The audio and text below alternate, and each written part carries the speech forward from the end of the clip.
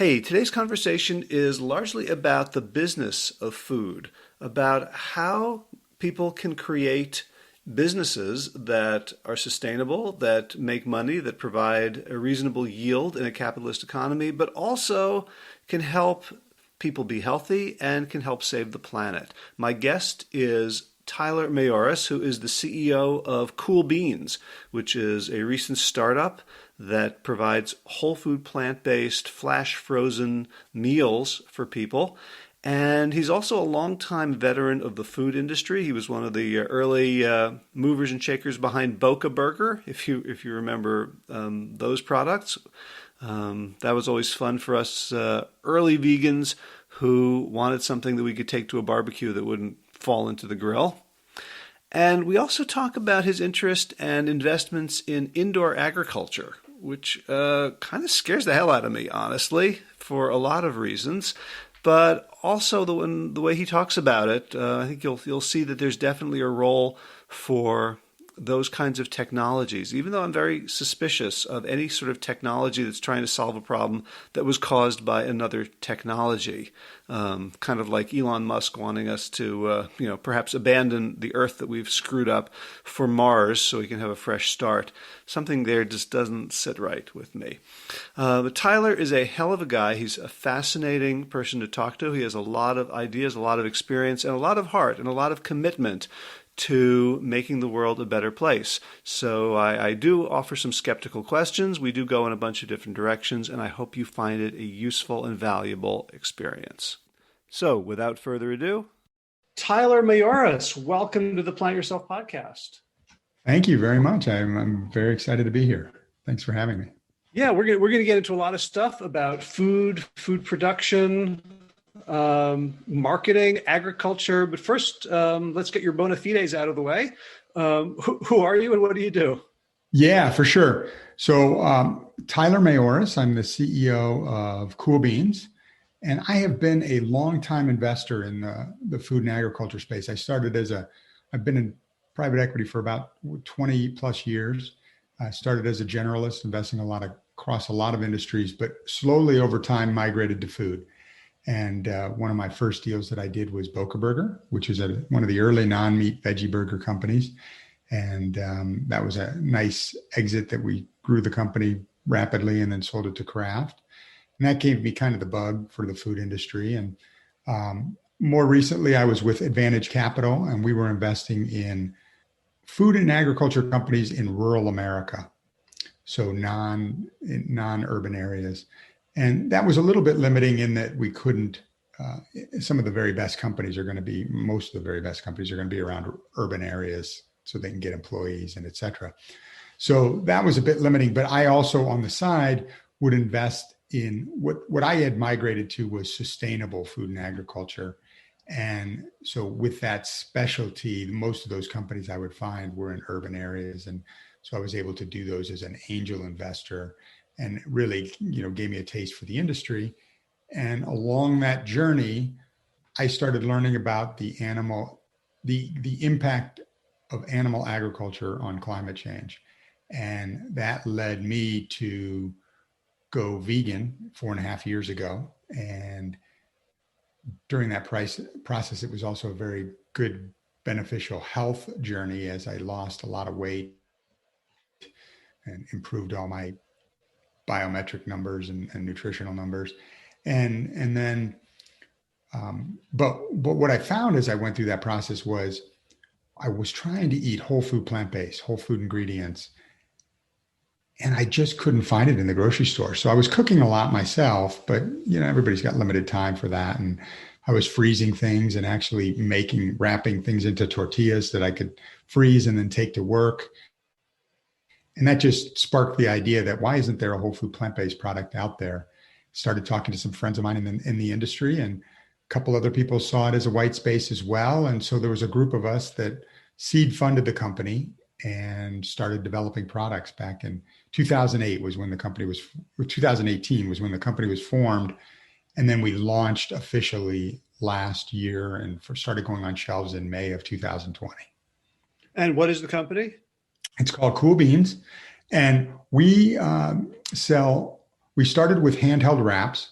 And they're basically whole food ingredients, beans, veggies, whole grains, and spices wrapped into a gluten-free tortilla and then flash frozen. So it locks in the nutrient value and makes for a better taste profile, the flash freezing process that's used these days. And you cook them in the microwave or a toaster oven or an air fryer, and it takes very short period of time. In a microwave, it's basically a 2.5 minute process. And you've got something that's fresh, ready to eat, and very clean ingredients for you in the whole food plant-based area. Gotcha. Well, there's so many avenues I want to pursue just from that introduction. I will give a shout out to Boca Burger, which was the first time that people like me could go to a cookout and not worry. Like, I used to buy these like $6, sunflower, right, bean, rice, oatmeal paste burgers. They were great. They were delicious, but you would just kiss them goodbye on the grill. Yeah, and for sure. Boca Burger, like that sucker was going nowhere. That would last, the hamburgers and the chicken could be in the embers and the Boca Burger would still be on the grill. That's right. Like, yeah. That was kind of a game changer back in the day. Yeah, it was definitely one of the very first ones that tried to mimic meat. And it's a far cry from what's out there and available today, but it was a very good product at the time. Okay. So I'm also interested in you said you went vegan because of what you learned about animal ag and the climate, but most people who go vegan for environmental reasons don't go whole food plant-based. And I'm wondering what influenced you to go in that direction. Yeah, well, so when I decided to make the change, I started with Meatless Monday, and then that led to Vegan Monday, and then Vegan Monday and Friday, and then ultimately, in about a 2-month period, I was fully converted. But as I did that, I started to learn a lot more about the health benefits. So I'd watch Forks Over Knives and Eating You Alive and some of these great documentaries. And all those doctors, when they talk about the benefits of a plant-based diet, they're always talking about a whole food plant-based diet. They're not talking about highly processed products that have a lot of oil to replace the fat that's in animals, et cetera. And yet that's what most of the products are that are in the grocery store. And that was very frustrating to me.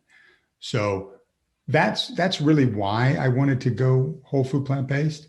And what's interesting about it is I lost 25 pounds during that first year that I was whole food plant-based, and honestly I wasn't even dieting. It was a lifestyle change. I wasn't limiting calories. I was never hungry. I just ate when I wanted, but I was eating, good food ingredients, and the pounds just shed away. So there's definitely benefits to it if you know what you're doing and stick to it. And you don't have to be 100% whole food plant-based, because I think that's a very hard ideal. I encourage people to, try to get to 60, 70 to 80% whole food plant-based, and you're going to reap the benefits.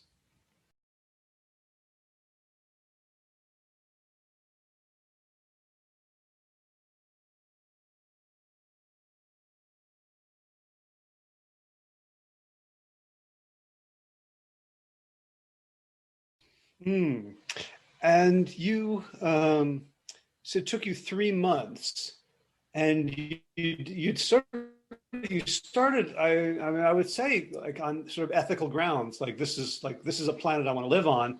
What was the 3-month transition like? Were you like, okay, I have a plan, I'm doing this rationally, or was there like, gosh, I wish I were doing it faster, or I can't, I'm eating this salmon or this piece of chicken and I know it's going against my values. Like, how are you navigating the process? Yeah, that's a great question.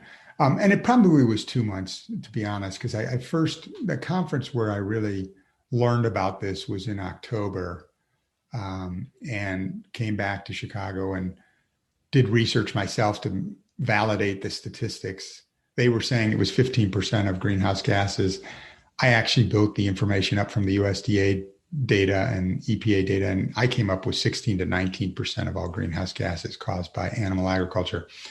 So, and at the same time, I was learning about the um, kind of the Meatless Monday initiative. I'm not sure if you're familiar with those folks. I can't remember the organization, but they were saying, look, you can dramatically reduce your carbon footprint by not eating meat several days a week, or not eating meat before 6 p.m. or things like that. So I was kind of taking that tact at the beginning, really with the thought, okay, well, I need to reduce meat dramatically. And then as I went down that road, I thought, I wonder if I could do this vegan thing for a day and see what it's like. Because I really didn't know what I would eat.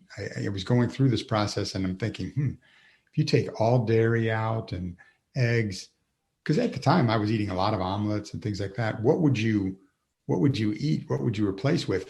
So it was really a learning experience. And doing it that way is a great way to find out, can I do this? So when you do that, you do a vegan Monday, and all of a sudden you realize, holy shoot, excuse my language, holy cow, there is a lot of things you can eat and a lot of choices you can make at these restaurants around town and whatnot. So that's why I did the process. Is I had to learn how to do it, and then I had to learn how to cook because I had never cooked before, and so I was just grabbing recipes from One Green Planet, the One Green Planet app, and different apps that had vegan options, and I was starting to make them, and that was a real learning experience too. So I had to know that I could do it before I could just jump into it wholeheartedly. I really respect people that do jump in day one, I'm going vegan. But if you don't know what you're doing, there's definitely an education process. Yeah, well, it sounds like you approach the process quite strategically. Yeah, for sure. Sounds like you'd be a good person to grow a company with that kind of That's right. mindset. That's right. Kind of how I think. Yeah. So I have another question. And I wanted to talk about sort of, private equity and investing and capitalism and where all that fits in, since so much of that, is weaponized against health and the planet. Yeah. But like you said, you're an early investor in Boca Burger, which means you were selling to vegetarians and vegans. Yes. And you weren't one for many years. So were you seeing this just as like, this is white space, this is a market opportunity? Well, like go ahead. Yeah, that's an interesting question because so interestingly, in the 90s when we did that Boca Burger deal, I was a vegetarian. I wasn't vegan, and I was a vegetarian for probably 10 years through the 90s, and I had done that primarily from an ethical standpoint. And some diet, and wanted to see, if I could do it, et cetera. And I just kind of kept doing it. What I found in that process, and what ultimately led me to fall off the wagon with that, was being a vegetarian as opposed to a vegan is not that beneficial from a health standpoint. I actually gained weight during that process because I was eating a lot of pasta and cheese. And you'd get a veggie sub from Subway, and you'd put on 6 pieces of cheese on it. Well, that's not going to be beneficial health-wise for anybody. And so ultimately, when we had our kids, sometime in the late 2000s and late 90s and early 2000s, I ended up just going back to eating I didn't really eat red meat, but I ate chicken and fish because we were cooking something for the family and it was too difficult to cook a lot of different things. And I wasn't really getting the health benefits. And I don't know if you were like me, it sounds like based on your story, over the course of 20 years, I had just gained a little bit of weight every year. It was crazy. And I didn't even know I was obese, but I weighed at my peak like 220 on a 6'1" frame. That's you're overweight, and I didn't realize it at the time. And so that really was an eye opener to me that I could lose so much weight, 25 pounds, just changing my diet and not even limiting calories because I did so much limiting calories before that, and it was so painful. And I would never keep any weight off. I tried low carb, I tried every diet possible, and it never stayed off until I hit veganism. Mm-hmm. Right. But I want to come back to the idea of like, is there a difference being an investor in a market that you see, here's growth potential versus an investor in a market that you say, like, I need this for myself. And of course, I'm going to do due diligence and do bottom up research and not throw money willy nilly. But when you're part of the market versus, when it's sort of like, Schrodinger's cat or something, like Right. you're the subject as well as the object. Yeah, that's a really interesting concept. I think I've always believed strongly in investing in what you know, that me trying to invest in, I don't know, a fashion business or something, I just don't know. And I wouldn't be able to really discern well what was right and what was wrong about a business. So I definitely think that having been vegetarian at the time, I knew the trends and I saw what people were doing and how they were kind of moving toward.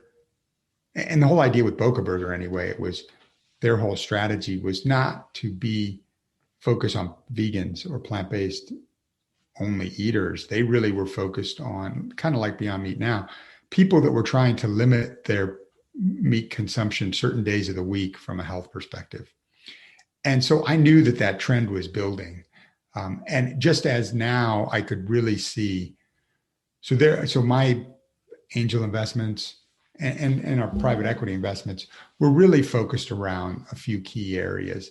So there's certainly the plant-based. Most of my portfolio is plant-based. There's two companies that are upcycling ingredients, which means to limit food waste. So using what's been unused in the original manufacturing process. And then indoor agriculture is another key area. So these are all just things that I knew very deeply. So I think there is benefit to getting in, being a user, and understanding the market really well to see where the trends are. But you do have to be careful because with both you and I, there's certainly some desire for in both of our minds to see the plant-based market grow and ultimately have 30% of the market be plant-based eaters, right? Because we know that it's better for climate, we know that it's better for health, and we know that it's better for animals. However, you can definitely get yourself crisscrossed from an investment perspective if you're hoping for things to happen. And so you have to be very careful with that. So do you find that there are places where you have to think about compromise between returns and good? Yes and no. I think that at Advantage Capital is an impact investing organization. All they do is impact investing. So our fund was one element of that. The other part of the company uses new market tax credit. It's another kind of governmental programs to invest in good companies in bad neighborhoods. So it's a job story in underdeveloped or distressed areas of the country. So definitely impact oriented. I think based on Advantage's returns and based on several other impact investors, certainly all the people in the plant-based space, which have benefited from the whole plant-based movement market going up. But none of them have compromised on returns because, they've all got outsized returns because of some of the big successes. So I don't think you have to compromise returns. It's not like, we're going to get we're going out in the market saying we're going to get 5 points less than everybody else because we're focused on the plant-based market. However, you do have to be cognizant of the fact that if you have very specialized rules, there is going to be a limit to the pool of companies you can look at. So if you were only going to look at female founders in highly sustainable food businesses, that's going to limit you and probably put a damper on the potential returns just because you can only look at a smaller pool of companies, if that makes Hmm. sense. Yeah. So one of the things that I noticed, so I was part of a startup, and we had, three or four very generous early backers, sort of, somewhere between friends and family, Yeah. Angels. well, sort of semi angels. We didn't quite get up to the numbers we needed, but like one of the things that I thought about is that if we're really successful, like rich people are going to get richer because by definition, rich people are the ones who can make the investments. And I wonder, are there any, like if I were to invest in something, it would be like, $100 in somebody's local food cart. Like it wouldn't really have much of an impact because I don't have, the money to kind of move the needle. Are there any movements or strategies or instruments, um, like Yeah, I don't know, penny stocks or something for ordinary people who may have a couple $100 or absolutely. a couple $1,000 to get in the ground floor and not need to be like a $500,000 hedge fund person. Yeah, that absolutely there are. And what it's really an exciting part of the market right now. So the SEC changed the rules. It used to be that a company before it was public could only have 100 shareholders and limited partners or whatever you want to call them, but they could only have 100 and they all had to be accredited investors. And as a result, it was very limiting to how you could raise money and really it was stacked in the favor of big private equity and venture capital Mm-hmm. firms. And but what's the definition of an accredited investor? An accredited investor is someone that has at least $1 million of net worth or at least 200,000 of annual income. And it's a little bit Uh-huh. higher if you're including a spouse, if it's a couple married filing jointly. Got Um, Gotcha. So the 1%. yeah, not quite the It's 1%. It's probably more like 5 to 7%. But yeah, it's a smaller subset for sure. Um, okay. but what's changed is now they've increased that number. I think it's 1,000, or it might be unlimited under certain circumstances, and it's allowed companies to do what's called crowdfunding, equity crowdfunding. So forever there's the Kickstarters of the world where you basically put in money just to get product, and that's not really equity. However, there are now 4 or 5 companies, including WeFunder, which is probably the largest, Republic.co, and Start Engine, and there's a couple others that all allow you to invest in equity for as little as $100 of companies on their platform. And the Hmm. companies have been vetted. They have to provide 2 years worth of reviewed financials, and they have to jump through a bunch of hoops. And then those companies, but they could be small companies. They could be companies that have, one of the companies I'm invested in is a company called Renewal Mill that basically takes the leftover waste from making soy milk, oat milk, and tofu, and takes that waste, dehydrates it, dries it out, and creates a flour that's very nutrient dense, and happens to be gluten free. And that flour then can be used either as a baking flour, which they sell as a baking flour, or it can also be made into things like brownies and other products. And so they sell those baking mixes. And so you're upcycling ingredient, you're limiting food waste. So it's a very advantageous story. It's a sustainability story, and it's 2 female founders. They were on Republic.co and they raised, I think, $150,000 on the platform of a bunch of small investors. And the company gets the benefit of the money plus only having one line item on their cap table for Republic.co, even though Republic has aggregated maybe 200 investors under that flag. I see. Yeah, so Cool. it's a And is great there way for anything people happening? to I'm starting try. to read. Yeah, that's great. Yeah, and they have tech companies, they have food companies, they have fashion companies. It's really all across the board. But it's a great way, especially if you stick to what you know and you see trends that make a lot of sense. That's a great way for you to get involved with early stage companies and benefit from them long term. Hmm.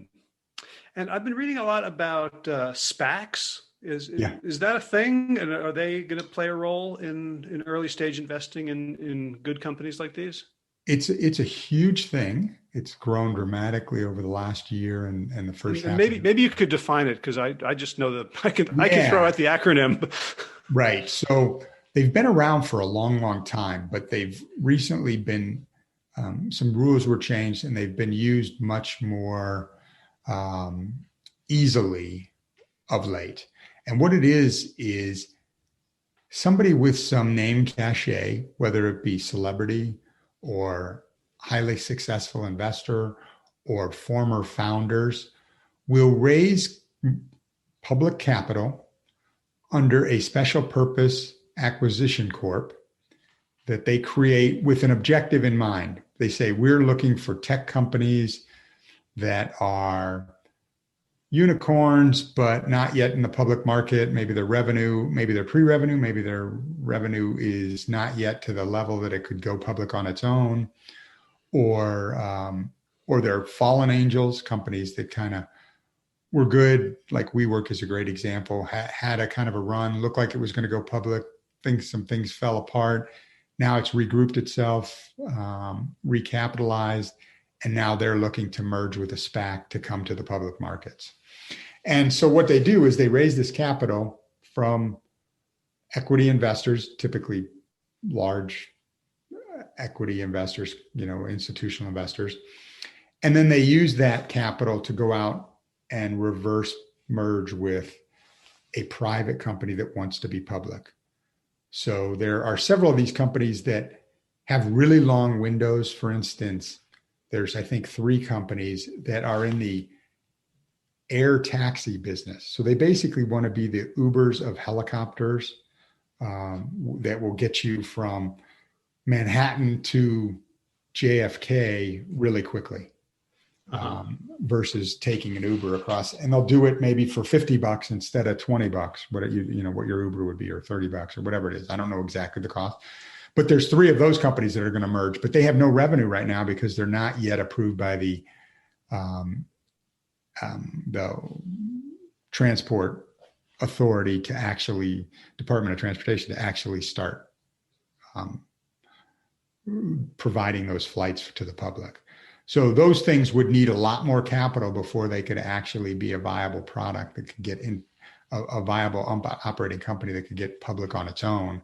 And so they go through a SPAC because it's a really good way. And given how many companies, the limitation on becoming a public company was increased dramatically because of Sarbanes-Oxley after the last financial crisis.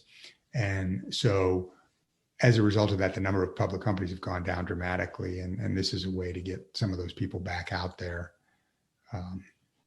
And Gotcha. It's good for a lot of different industries, like indoor agriculture's got 2 companies and a couple more that are talking to people. There's a lot of areas that are going to be ripe for it. Gotcha. Let's detour into indoor agriculture before we talk about cool beans. When I think of indoor agriculture, I guess I'm thinking of like factories in Newark, New Jersey, with like computers, growing things the same way you might put a car together. Is that a correct image? Yeah, well, there's 2 different parts. Indoor agriculture has been around forever. First of all, it's been, and if you think about the old tomato farms grown under glass, low rise type hothouses, basically, that was indoor agriculture. And it's just a way to grow without letting weather be a factor. However, what's really changed and what has come on over the last 10 years is this concept of vertical farming, which means growing under LED lights, because the cost of LED lights have come down dramatically and made it more economical to grow product. And so now you have companies that are just greenhouses, you have companies that are hybrids of greenhouses and vertical farms, and you have straight vertical farms. And what's driving all this, and they're all going to you're going to have elements of all 3 in the future, but it's going to suck up more and more of the total agricultural dollars because of two major factors. Number one, climate change is dramatically impacting the predictability and an ability to deliver produce from field to consumers because of these wild swings in weather. Secondly, desertification is happening all over our country because we use so many chemicals and we monoculture so much that we're killing the soil, and the soil can't produce as much agriculture without having a lot of chemicals and NPK, nitrogen, phosphorus, and potassium added to the soil. And they spray a lot of chemicals on it, and it just keeps killing the soil. So desertification is happening, which means there's less moisture in the soil, which means less moisture is created in the air. And so you have less of the locally produced rainfall that you used to have, and mists and things like that.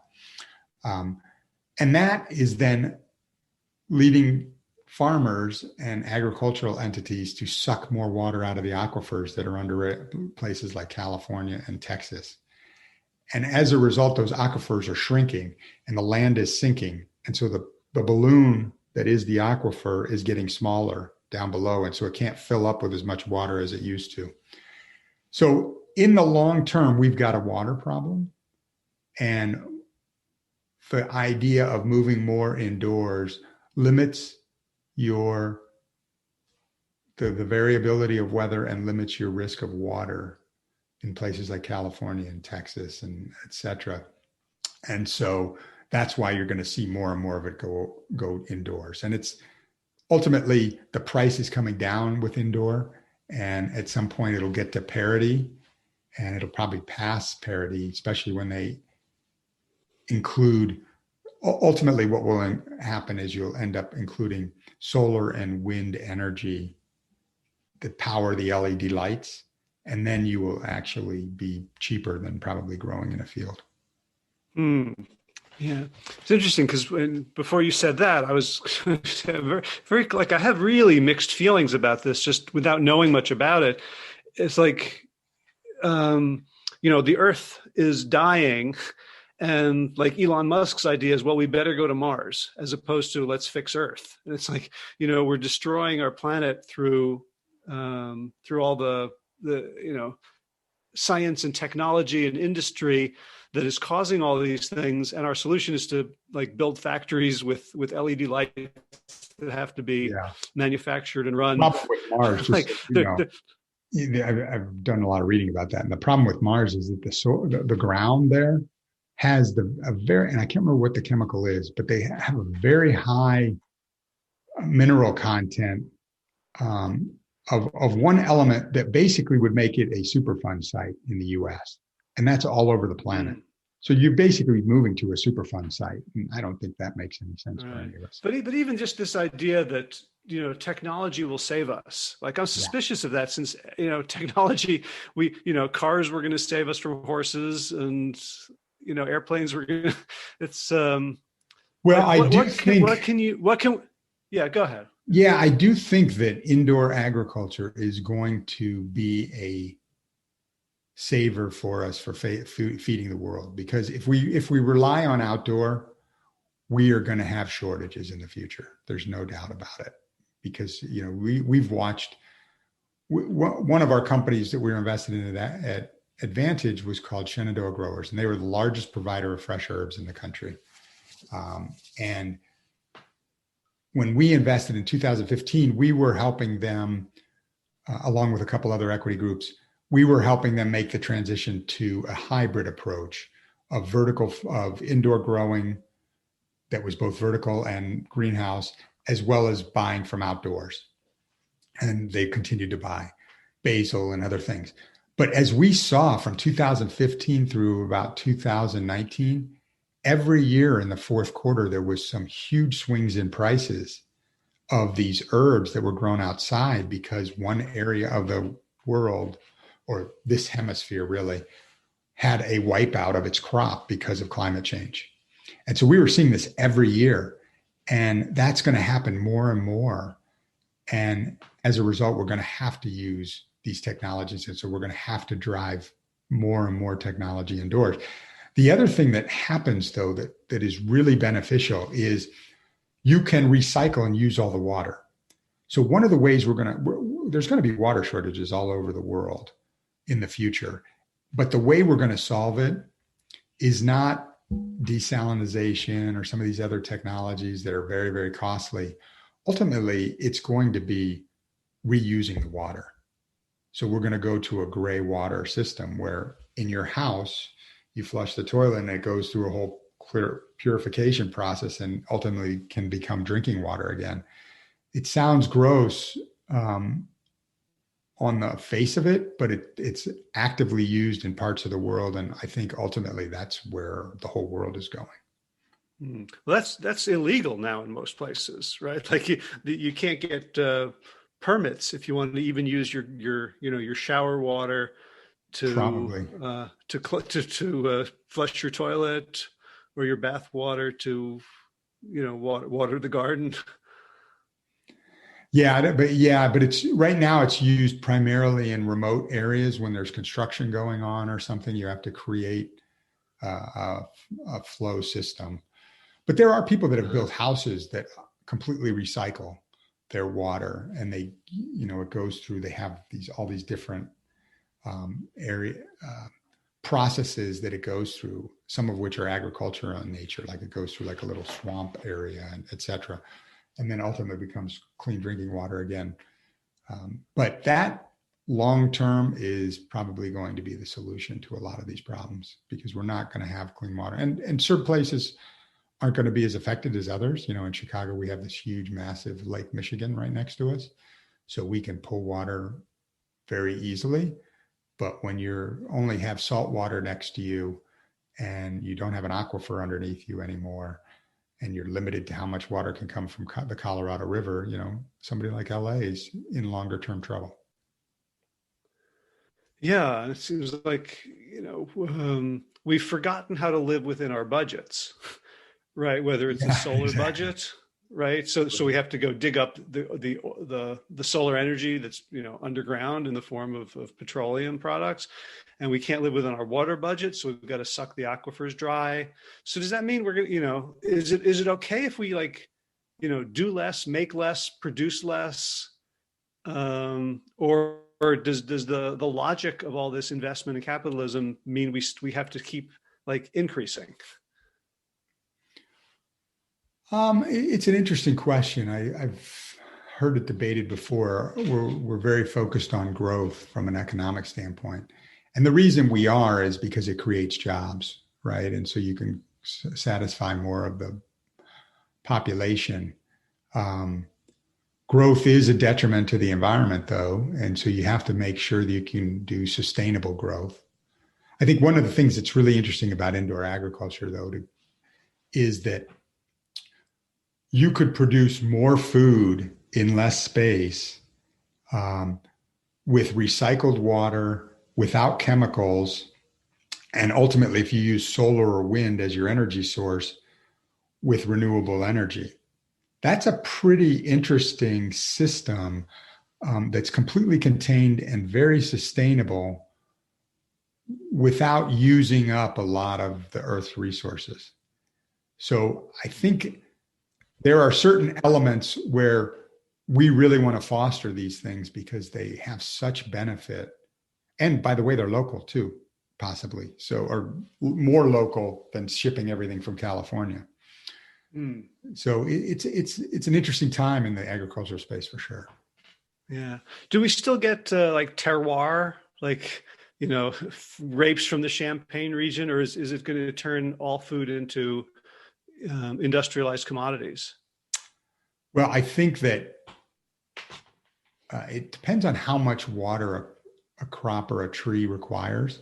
I think grapes actually like dry weather, so they'll probably do pretty well from California for a while, and olives both kind of keep pretty dry. Almonds are a question because right now 80% of the almond crop comes out of California. So in essence, and they take a lot of water. And so in essence, they're exporting water out of California in the shape of almonds all over the world. But then also just, like dairy is a big um, industry in California. That makes zero sense at all to get a really water intensive industry that could be done all over the country. I mean, it's obviously really efficient in a Wisconsin and in Illinois and places in the Midwest where there's no water issues at all. You should not be raising dairy in California. That's absurd. Mm, gotcha. All right. Well, let's talk about cool beans. Sure. So there are. So you started this idea like 2018. You said. Yeah, so Or, we were developing the products for about a year and a half and getting our distribution lined up and our manufacturing and all those things and our trademarks and et cetera. So we actually launched into the market where people could actually buy our product in the second quarter of 2020. right. So around 2018, you were figuring out like what can we make for this market segment for people like you who want to go more plant-based and want it to taste good and be convenient and be real food.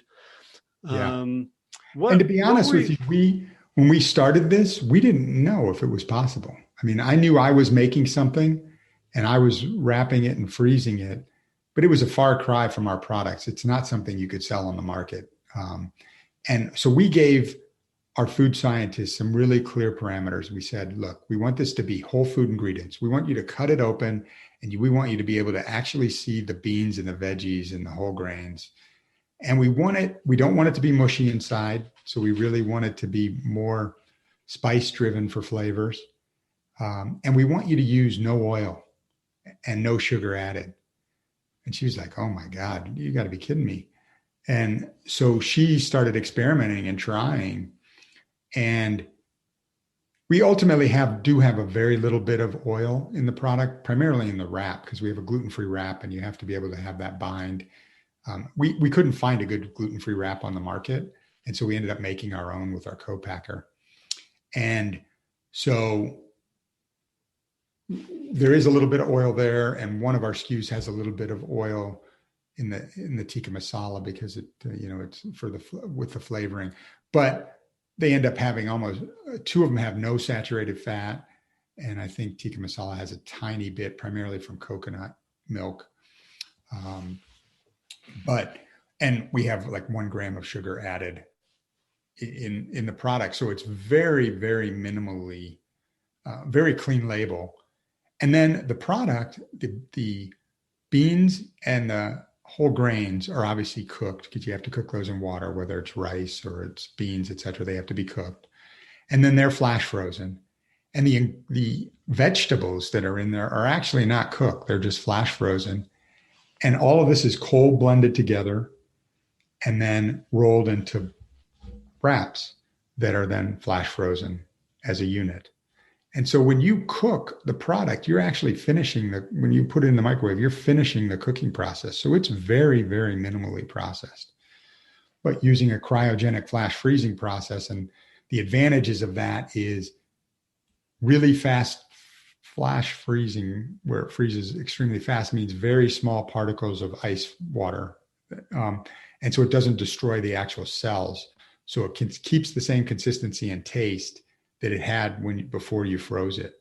And that's why frozen blueberries, when you thaw them, taste so much better than fresh blueberries. It's because they flash frozen the value, whereas fresh blueberries have probably come from Mexico or California. They've traveled for 3 weeks. They've been sprayed with chemicals so that they last longer. And by the time you get them, they're very close to molding. They've only got like a week left of shelf life. Mm-hmm. So I get that you had to solve a whole bunch of technological challenges that you weren't sure that you could solve. But before you went there, like what kind of market research did you do to assess, like, are people going to want this? Did you just look and see, it's a very, very popular category with oil and animal products, and so we assume people will want this? Or did you how did you do your anthropology? No, that's a very good question. We certainly did a lot of market research as to the approximate number of people that were eating whole food plant-based, how many we knew the kind of the clean ingredient movement and how that was growing. And then we talked to a lot of people in the industry and did survey data with a group of folks to try to get a sense for if they would be interested in this product, and got some pretty good, and their purchase intent on that. So we did some surveying work, but you never completely know. And really, ultimately, it was going to come down to taste. So before we did any of that, we first said, can we create a product that tastes great, that has these characteristics? And our food scientist went off. She came back with 10 products, which we taste tested, and we were all blown away. I mean, she exceeded our expectations. There were probably, out of that first batch, there were probably 5 or 6 flavors we really liked, but we ultimately narrowed down to, we only wanted to come out with 3, because it was pretty funny.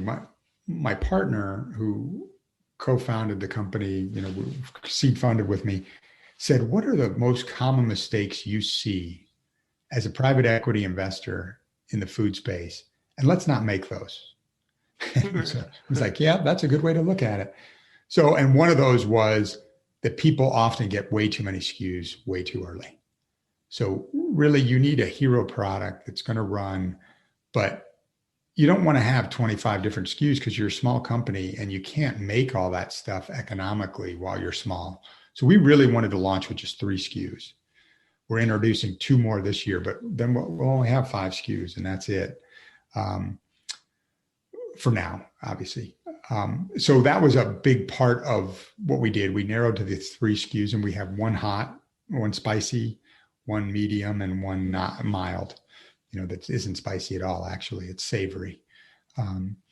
So once we knew we had the products, then we started doing some of this survey data to make sure people would buy it. And we started taste testing with people, and people were amazed and loved it. And that's the really gratifying thing. We've been to a lot of trade shows and testing, and we've put free product in people's mouths through different programs. And the reviews come back super excited about the company and very complimentary of the product. Probably 80% of the people that try it really love it. And maybe another 10% like it, but not necessarily something they'd buy. So that was really high returns, because I've seen a lot of products, and people can launch a product with only 50 and 60% of the people liking the taste, because it's not necessarily going to be for everybody. But we were really pleased that so many people love the taste. Gotcha. And how did you decide, how to package it in terms of, are they for individual, 8 packs, when sell them at Costco? How did you figure out how people were going to use and interact with the product? Yeah, so we have ours are individually wrapped. There's a whole market for handhelds, and we didn't really veer from the strategy that's out there right now, which is you market the product in individually wrapped units, and it's sold in a case that has a front label that can make it very easy for the retailer to just slide that case in, and that is the front that consumers see, and then they just reach into the case and grab one. So and all the shelves are made for that right height for that case. So we really just needed to work within the parameters that were already set for the handheld category. So we have 12 units per case, as does everybody else, and the retailer buys a case from their distributor and then just puts it right on the shelf. Gotcha. And is that shelf space extremely competitive in most supermarkets? Yeah, in every aspect of the store, or every part of the store, it's competitive. That's the nature of the beast. And so we've focused on independent and natural food stores and chains.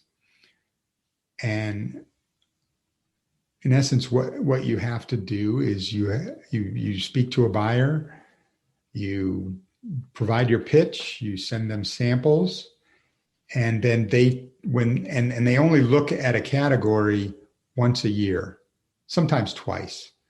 And they'll look at it at that point in time. They'll bring in all the products that want to get on shelf, compare them against what they have already. And if you have a differentiated niche that they think makes sense, they like the taste of the product, then they'll come back to you and say, yeah, we'd like to bring you in. Now let's talk about pricing.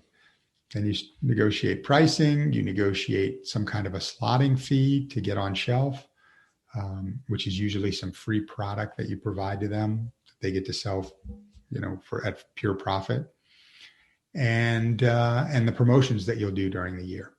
And you negotiate all those things out. And then once they say yes, then you set the time for the reset. And that's when you're actually going to go on shelf. So you might do all this process. This might take you 6 months talking to the buyer, doing all of this. And then they're going to reset the shelf 3 months from now. So it might be 9 months from the beginning of talking to a retailer to the point you actually get on shelf. It's a very long sales cycle. What kind of due diligence does the buyer do to make sure you're going to be around in 9 months, or you actually have the capacity to produce and deliver all that stuff? So they care very much about you being able to deliver product and get, meet their needs so that they don't have empty shelves. So they want to know who your supplier distributors are. And they typically, a grocery chain most of them work with one exclusive distributor, whether it's KeHE or UNFI, in the natural space. Sometimes they work with both, but they'll want to know that you have distribution with those folks. If you're not in their DC, that's not usually a problem if they're big enough, because if they have enough doors, if they have enough stores, they'll bring that product into that KeHE or UNFI DC. But it's an interesting dynamic. Whether you're going to be in business or not is not quite as important to them as you would think. And the reason being, they've got their slotting fee up front from you. And if you go out of business, they'll just replace you with somebody else and make that person pay a slotting fee to take the shelf space over. So they don't do a lot of due diligence on a company's financial wherewithal or whatnot, because ultimately they're selling the shelf space. And if you ultimately can't put the product on the shelf, they'll just put somebody else in there. Gotcha. So given what you knew and thought and believed about the market, what are some of the things you think about in terms of marketing? And I don't know what that involves, whether you did, whether it was all just, going to shows, or, certainly like the packaging and colors and font and words that appear on, whether there were any, commercials or ads or flyers. Like what was the message that you wanted to go to market with to both differentiate and to communicate this, a value proposition? And also, maybe was it all about like, this tastes great, it's convenient, or are you saving the planet? Like, how did you think about how to talk about it? Yeah, there's a lot to unpack in those questions for sure. That first of all, from our overall message, we were very focused on this idea of clean, whole food ingredients, minimally processed, and revolving around the bean, and trying to make beans cool again, if you will, because the bean is a fascinating superfood that seems the whole world has forgotten about. Beans are amazing from a human health standpoint. Our gut needs high fiber foods like beans to foster the good bacteria that's deep in your colon and your intestinal tract. And beans don't get digested in your stomach, so they make it down into your intestines and colon, and that's where they then feed those good bacteria. And the only foods that have fiber are plant-based foods. Meat and dairy don't have any fiber. And you need a wide variety of fiber to be your optimal health from an immune standpoint. So your gut, which is your lower intestine and your colon, They control your immunity, your mental health, because that's where 90% of your serotonin is created in the gut lining, and what you crave to eat. So you ultimately weight loss. If you want to lose weight, you need to be eating high fiber foods. And 95% of Americans don't get enough fiber. So already out of the box, the world is, doing it wrong. And so we were very focused on high fiber foods. We also wanted a diversity of plants in our food. And we were coming to it from the agricultural angle, in that we wanted to foster a wide variety of crops so that farmers would grow a lot of other crops versus just monoculture corn and soybean and what they've been doing, primarily to feed animals. Mm. And so we wanted a diversity of crops. Well, it turns out we found after the fact, Dr. Will Bolsewitz released his book, Fiber Fueled. And in that, he talks about the benefit of a diversity of plants for your gut, that it's really important to try to eat 30 different plants per week. And so that was, we've latched onto that because that's really the whole key to our product. The first 3 wraps had 17 different plants that were key ingredients. And then our 5 SKUs, once we launch the other 2, will have 24 plants. So you can get almost to that full 30 just eating our burritos each week. So we're very, very focused on that diversity. And then with regard to some of the other elements you talked about, so we knew the name Cool Beans. We were able to trademark that name. And we knew that it had kind of a fun, hippie vibe. It was a big term in the 60s, and then it kind of had a resurgence. And so we thought, let's latch onto that and let's really focus around that. So if you notice, our branding is surfer focused and certainly climate and kind of a little bit of a 60s colorful feel to it. And that was an important, and certainly by design. And then with regard to the packaging itself, one of the key elements that was 2 elements really that were very much important to us going in. Number one, everybody else in the burrito set was primarily dark colors. So we thought by having a white package, we would stand out on shelf and jump out so people would notice us. Secondly, we wanted the ingredients on the front of the package, much like RX Bar, and happy to copy that. I mean, we love what they did. And really the reason is we wanted to pull people's attention to the fact, yep, we've got whole food ingredients. See right here they are listed. These are the first 5 ingredients. And so that was really important to us. So we did that as well from a packaging perspective. And then there's a whole nother, I don't know if you want to go into it, but there's a whole nother element talking about how we're going to market, because in COVID, it's changed dramatically. Oh yeah, let's tell me about that. Yeah, so you had talked about kind of getting the store resets. First of all, most of 2020, those were put on hold. Most retailers couldn't even keep product on shelf because of the pandemic. And so they didn't want to bring different products in. So we were very lucky to get into 600 stores during the first year, 650, because it was really hard to get even meetings. We're now up to about 900 stores. We've added several this year.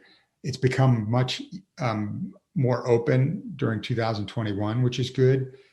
But again, a lot of that still takes a long time. So it'll probably be more impactful in the second half of the year. So that was a big element right out of the box that you had to, you were going to go into less stores just because less were taking resets. But secondly, the way that brands go to market changed dramatically, because it used to be that a new brand, your playbook was to get discovered, you had to do a lot of demoing in store. And you'd have to have people out in the stores handing out free product. Really expensive. It can be very beneficial, but it's a highly wasteful process, because you're giving around a lot of product to people that are never going to ever eat your product. and they're not self-selecting. It's just who's walking by. But it's been the playbook forever. Well, the playbook has kind of changed in 2020 and 2021 as a result of the pandemic.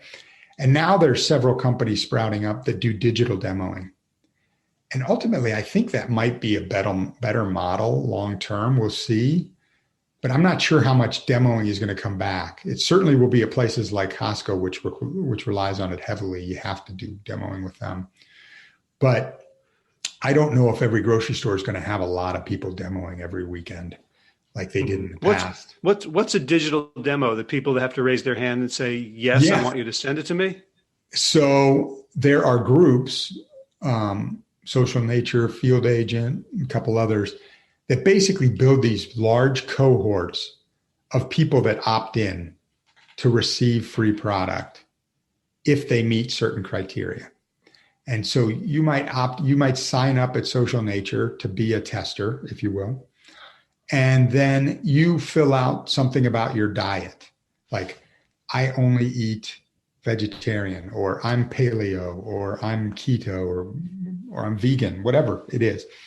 You fill that out, and then they show you products that fit your diet. And then you click on the ones that you want to try. And you might click on 30 of them, but then you might not be in an area where there is a location that company sells in. So like, we were primarily sending people to Sprouts during the first year. And if you weren't near a Sprouts location, you couldn't have opted into you could opt it in, but you wouldn't be picked as one of the people to get the free coupon. And then they send the coupons in the mail to people, and they go into the store and they buy them or get the product. And then there's usually coupons for additional product to try as well, if you want to try other flavors. But it's a way to have self-selected people try your product that eat in the kind of diet that you like. So it's a much more target-focused demoing system than just standing in a Whole Foods and handing out samples for 3 hours. Right. And only having 10 people of that even like your product, even want to buy your product or think about your product. So the consumer who signs up on Social Nature or Field Agent, are they obligated or requested to like give you feedback or to tell 5 people? So if you're, everybody runs their system a little bit different, but typically if you're going to, once you opt in, then you have to fill out a brief little survey about, where you buy products, et cetera, et cetera. And then after you try the product, you have to fill out a little survey, and which gives some feedback as to whether you liked it, how easy was it to find, things like that. Would you buy it again? So the brand gets some nice feedback, and they also then get a little more detail of their consumers when they want to send them other products. Gotcha.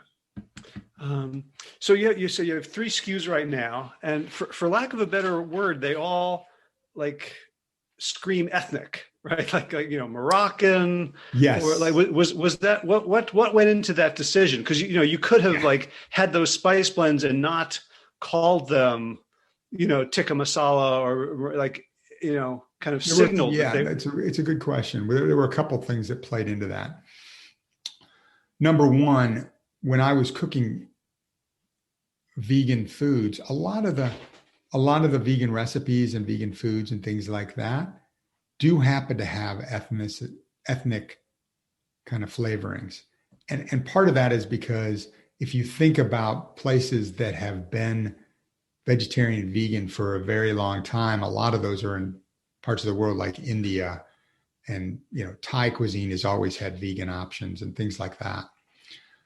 So that was one piece of it. Number two, we did a lot of research and international flavors. So if you think about millennials and Generation Z, they're much more focused on international flavors and international, flavor designs, unique palate, tastes, etc., world cuisine. So that was important. And then we also looked at the competitor set, and some of those folks were really focused on traditional Mexican food or American comfort food and things like that. And so we wanted to differentiate from that as well. Gotcha. All right. So now you see you're in about 900 stores, including, so Sprouts is a pretty big national chain. Where should people go look if they want to try Cool Beans? Well, the easiest way is to go to our website, eatcoolbeans.com, and you can find our store locator, and they'll tell you all the stores in your area. Within I think you could filter from 10-mile to 50-mile radius.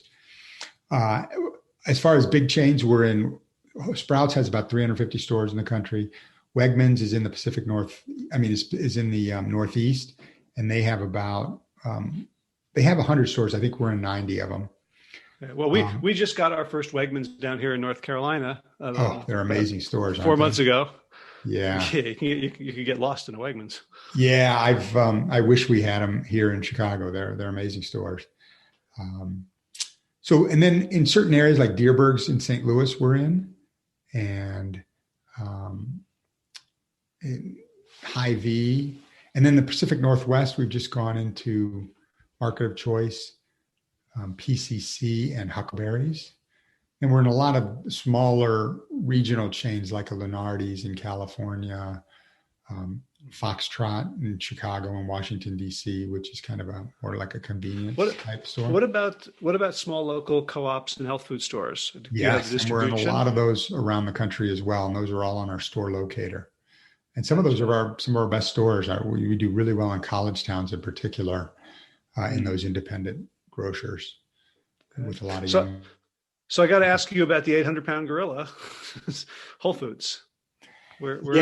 So we are not in their national program, which is probably, frankly, good because 450 stores across the country without a regional focus would be a big nut. That'd be hard to market to while we don't have much brand awareness. We're trying to build our brand awareness right now. So we are in close talks with a couple regions of Whole Foods, and we hope to you can go into up to 3 regions before you become a national account. And so we hope to get into 3 regions over the next year and be in those Whole Foods. Gotcha. But we're not currently. Gotcha. Cool. Well, this has been really fascinating. I love how open you've been around the sort of the nuts and bolts of starting this business and what it's like. And because, I think pretty much everyone who goes plant-based, who becomes a little bit of a foodie, gets a food idea. Right. So one of the things that I'm sure you've discouraged a lot of people for whom it's a good thing that they're not going to think about, hey, I make a really good salsa, so I'm going to go people say they like it, so I'm going to sell it. That it really does require a long-term commitment and a team of people with great expertise. Yeah, and you have to have a differentiated niche because you can't go up against the big guys without something that really sets you apart from the others. So I've certainly seen a lot of ideas and heard and had other ideas in the past, but if it's just because it's a great tasting product does not mean that you can go into the market and succeed. You really have to have some kind of a differentiation that makes people want to, because typically you're going to be a little bit more in cost and people want to pay more to buy your product or rather than the thing they've always bought. Right. And I also, love that this has been, a labor of planetary responsibility as well. Do the research you did on the 16 to 19% of the food industry's contribution to greenhouse gases, to this incredible work around indoor ag. So it gives me hope that there is a form of enlightened investment that can move us in positive directions. Yeah, absolutely. And ultimately, we want to be a carbon neutral company. We're kind of starting the process to learn about that. But one of the things we just recently did an infographic, and I'll just throw this out as a shout out to the team. We looked at our spicy chipotle burrito versus the leading beef and cheese burrito on the market. And Ours has 92. There's a site you can go to called myemissions.com, which you can compare your food diet in the emissions of your food diet. And when you compare those, our burrito has 92% less greenhouse gas emissions than that leading burrito. So that to us is a real validation of what we've tried to build here from a sustainable future. Beautiful. All right. Well, anything you want to add that I haven't asked about? No, I think this has been fun. We covered a lot of different categories, and I've really enjoyed talking to you. And I think it came out well. Awesome. Well, Tyler Mayoras, thank you so much for taking the time. Thank you for your leadership in making the world a healthier and yummier place. And thanks for taking the time today. Thank you, Howard. I appreciate it. It's very nice to meet you. All right. That was a lot to chew on. You can check out the links in the show notes, which is plantyourself.com/469. It's kind of interesting. I checked out those sites where you can kind of become a shopper, a consumer, the field agent in social nature. So there's links where if you want to sign up for that and start getting goodies. And also I linked to those crowd-funded investment sites, the WeFunder and Republic.co and the other one. So you can check all that out as well. Something I want to talk about, I got a really wonderful, lovely, generous offer from a longtime podcast listener, Marion Blum, who has noticed that a lot of my guests have been saying things like, wow, that was a really great question. Wow, I'm so glad you asked me that. Wow, that's fascinating. And she kind of wanted to have me brag about that, and offered, in fact, to kind of put together this little compendium of moments when my podcast guests have responded positively to the conversation. And she's looking for people to help out, to maybe go back and listen to an episode and, mark, do sort of a timestamp at that moment where someone says something nice. I think that's lovely. It really touched my heart. If you'd like to go back and listen to an episode and kind of help out with this crowdsourced project, you can get in touch with Marion directly at support@bloomingwellness.com. And that's blooming, BLUMING. So support@bloomingwellness.com. Send her an email and she will put you to work. So thanks for considering that. All right, so in running news or movement news, this is the last week of my monkey bar challenge, lifting all those weights. Man, my hands my calluses are getting calluses. I discovered liquid chalk, which is this liquid, I guess, that you squirt a little bit on your hands and it acts like chalk, so that the kettlebells don't slip. There was a point in the kettlebell training last week where I really was concerned. I was sweating so badly that it was going to kind of fly through the wall, through a window. So this liquid chalk seems to have done the trick there. I think I'm going to take about a week and a half off of that heavy stuff, just sort of recover and start getting back into more running, but probably not on roads, but grass and trails. So in prepping for the Ultimate Championships, Ultimate Frisbee, in the middle of July, I'm going to be doing a lot more sprinting. So that's the goal there. And a big shout out to Zero Shoes with an X, Steven Sashin. I wrote to him and said, listen, all these cleats, the football, soccer, lacrosse, are all really hurting my feet. Can you recommend a cleat for those of us who want our shoes to look like our feet, to be natural, to give us space to move? And I was thinking he would say, there's this brand, maybe New Balance has one, but he actually recommended one of his own shoes, which is actually a water shoe. And he said it's pretty grippy. And so far I've played in them twice, and he's right. So very, very happy to come home without, because after that tournament a couple weeks ago, in the Under Armour high top football cleats, I had bruises on my second toes, which are the long ones, which makes me something of a freak, I suppose. In garden news, we got blueberries. We got about a quarter cup of blueberries yesterday. Very exciting. And the basil is going gangbusters. And we have rabbits and deer and groundhog and all that fencing I put up last year. They figured out how to get around it. So I guess we're just sharing. And we also got a bunch of sweet potato slips, and the onions and garlic might be ready soon. And I'm pretty hopeful for grapes and peanuts as well.